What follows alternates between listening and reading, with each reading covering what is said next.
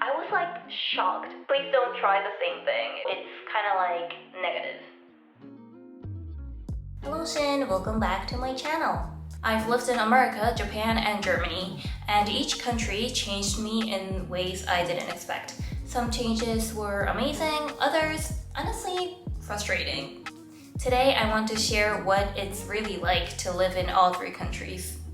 So, quick background about me. I grew up in New Jersey in the US from age 3 to 10, then moved to Japan where I lived until I was 21, and since then, I've been living in Germany. So basically half of my life abroad, half in Japan. I never studied in Germany or worked in the US or Japan, so I can't really compare everything, but I've lived long enough in each place to give you a pretty real comparison of daily life, culture, and people. The US definitely has the biggest seasonal events like Christmas, Easter, Thanksgiving, but my favorite was Halloween. I loved dressing up, trick-or-treating, I loved that adults can even wear costumes and decorate their houses, It felt like everyone was part of it. In Germany, on the other hand, kind of skips Halloween and goes straight to Christmas. I really miss Halloween here. Maybe it's just the area where I live, but I never had trick-or-treaters, and Halloween is more like a theme for clubbing, for like teenagers and stuff.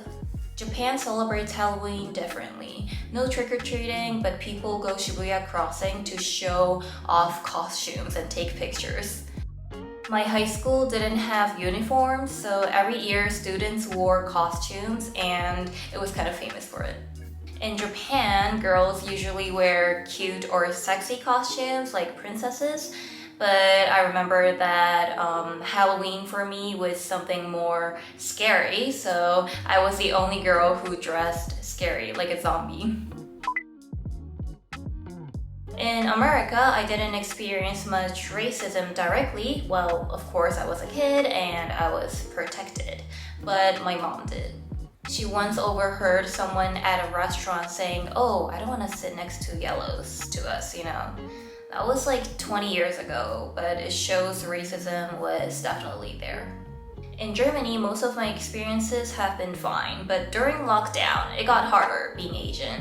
One man even followed me and shouted, "Oh, go back to your country, you have COVID, oh, don't come close to me," And I was so pissed, that I spat on him and said, "Oh, now you have it too." And I just ran away. Please don't try the same thing. It was not the smartest idea, but luckily he didn't chase me or did anything crazy after that. He was more surprised that I kind of confronted him. In Japan, I don't think there's really a big direct racism, but more prejudice. Like people assuming, "Oh, you're a foreigner, so you'll probably eat bread for breakfast." I don't know, sorry, my examples are really bad. Japanese people usually don't show emotions openly, so maybe some thoughts are just hidden. But in this case, that might actually be better. I never worked in the US, so I asked a friend of mine. He said in Japan, there are way more meetings, even for small things. People want to discuss in person instead of using email. From my experience working with Japanese clients, this is actually true. Even tiny decision needed a call. He also told me that in the US, if you don't show full dedication and professionalism, you can get fired pretty quickly. In Japan and Germany, once you pass probation, it's harder to get fired, so this is definitely a difference as well. Overtime is also seen very differently. In Japan, doing overtime shows dedication and you also get paid extra. In Germany, however, overtime looks like you didn't work efficiently enough, so it's kind of negative. I remember planning dinner with friends in Japan a month ahead. One of them said, "Oh, I might have to do overtime that day, so let's pick another date."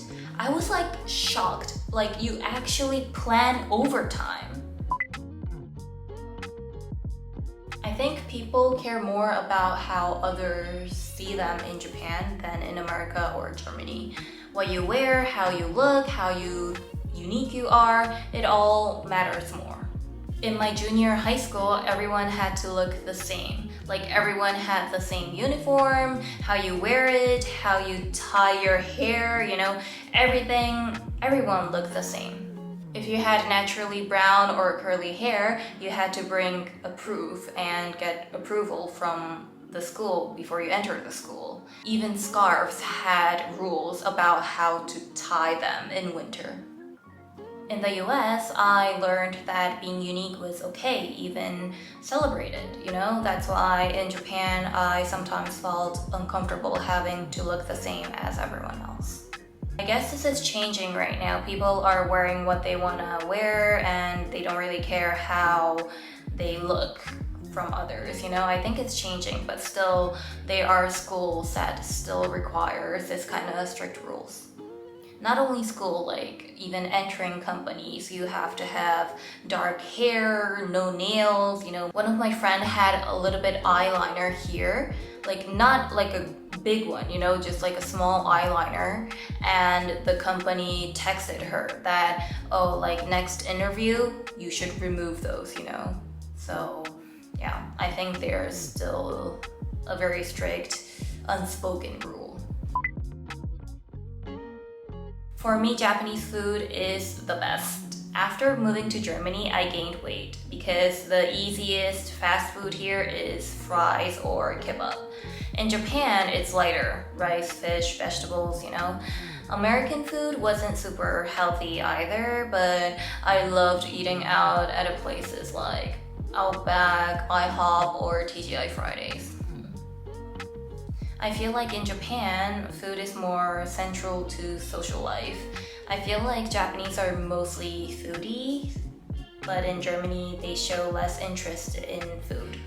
Maybe it's just my friends, but when I go out with my friends in Japan, we start with, what do we want to eat, Like literally food is the main thing what we want to do. But in Germany, like my German friends, we start with, okay, let's talk. Do you want to grab a coffee and walk through the park? Just like chill in the park, something like that, Hospitality is also very different. In Japan, service is amazing. You get free water or tea, no tipping required, and waiters treat you kindly no matter what. In Germany, tipping is expected, but not huge. Since I worked in restaurants here, I know how important tips are, so I try to pay as much as I can.